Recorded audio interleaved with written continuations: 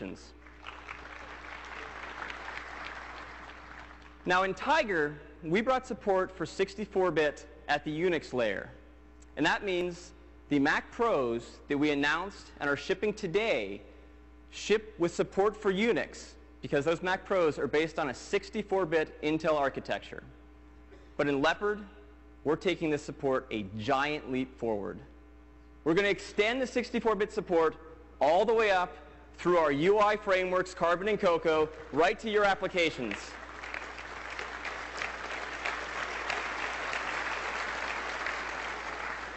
This means in Leopard, you can have a fully native 64-bit UI Carbon application. You can have a fully native UI Cocoa application. And we did this in a completely 32-bit compatible way. So the same frameworks that support 32-bit now also support 64-bit. That means you can run 32-bit applications side by side with 64-bit applications. None of these applications are emulated. None of them are translated. They all run completely natively. So full 64-bit support, top to bottom. That's number one.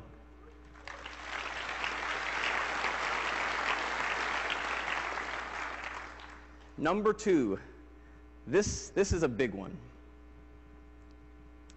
Time Machine.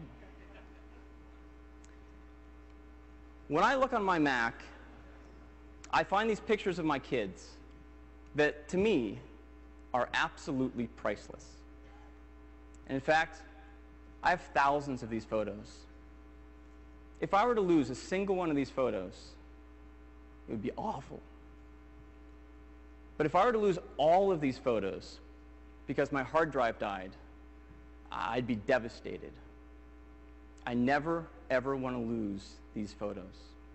So what should I do? What does everyone tell you to do to make sure your photos are all secure and you don't lose them? Back it up. Right? So everyone says it. You were all saying it. We all know we should back it up. And I know I should back up, but I don't. And so we asked our customers, we ran a survey to say, well, who out there is backing up? And the survey said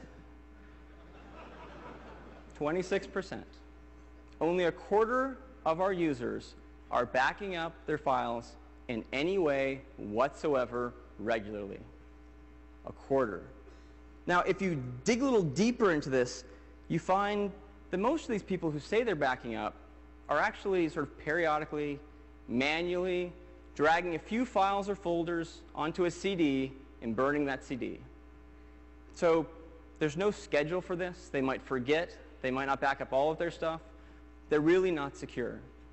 So when we dig in and say, well, how many people in general are using automated software to make sure they're always backed up and always in a good state? The answer, 4%. Only 4% of us are using automated software to make sure that all of this valuable content is being backed up. Well, we plan to change all of that in Leopard with a feature we call Time Machine. Time Machine automatically backs up your Mac. If you change a file, that file is automatically backed up. And we back up everything. We back up all of your photos, all of your music, all of your documents, all of your files, your folders, your applications, your operating system, your software updates, everything. We back up absolutely everything, which means we can restore everything. So if your hard drive dies, you can buy a new hard drive, put it in your machine, and be right where you were before that hard drive died. We can restore everything.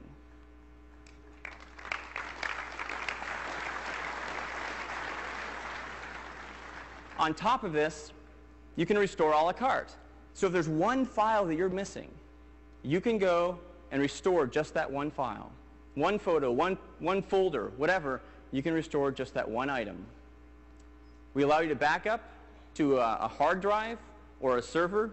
So in this case, you can plug an external hard drive in. We'll automatically notice the hard drive, configure it automatically, and start backing up your machine. But the coolest part about Time Machine, and the reason we call it Time Machine is because we have a whole new way of backing up and restoring your files. Have you ever had an incident where you're working on a document and you do a save, and you meant to do a save as, and you just overwrote that original and you didn't want to do that? In the back row. And you wish you could just go back in time before you'd done that and recover that file and bring it back to the future. With Time Machine, you can. Have you ever looked in a folder for a presentation? That presentation's missing. It's not there. But you remember last month you were working on that presentation and it was in that folder. Don't you wish you could just go back in time to last month when that presentation was in the folder and you could grab that presentation out of the folder and bring it back to the present? With Time Machine, you can. And you know, let me show that to you now.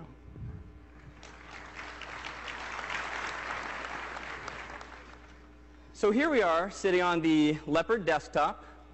I'm going to bring up the Finder. So this is the standard Finder. On my sidebar here, I have this thing called Important Stuff. And these are the 5 files that my son and I were working on the 4 files that my son and I were working on. There was a presentation he was working on that used to be in this folder. This is generally when panic sets in. It used to be here, Dad. What happened? So with Time Machine, no worries. You go down here to the dock. This is Time Machine. Click on that, and we enter Time Machine.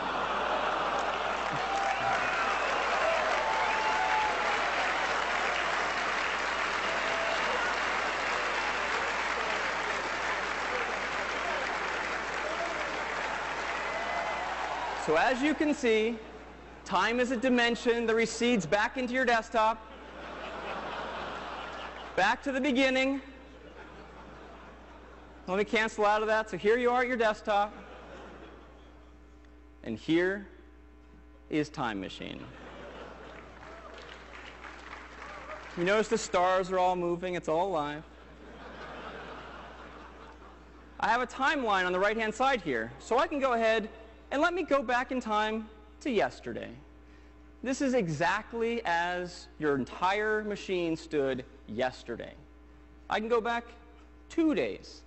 I'm not sure exactly where that file was, so I can click on this arrow, and it's going to fly me through time until it finds a difference in this folder. Here we go. We're going back through time. It's looking for, oh, there it is.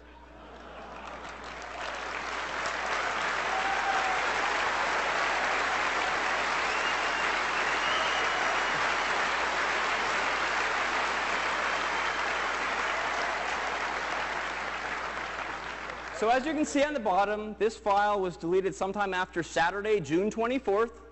It is here. I can double click to get a preview of it. Yep, this is exactly the presentation he was working on. And now to bring it back to the present, I just click Restore, Done.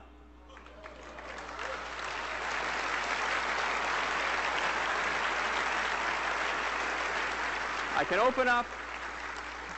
It's in Keynote. This is exactly the presentation. It is that easy to go back in time and bring back things that you want to restore. This is Time Machine. Now, Time Machine works with more than just the Finder. It can work with other apps. In fact, it can work with your apps as well. Let me go into the address book, and I'm going to look for Sonia. Now, it's not there. Well, it turns out a few days ago, I was cleaning up my address book, so I deleted some old contacts I didn't need anymore. I must have accidentally deleted Sonia's. Again, no worries. Enter Time Machine. Here we are. Now, if I click on this arrow, it's going to fly through time doing the search for Sonia at every point in the past until I see her coming. There she is.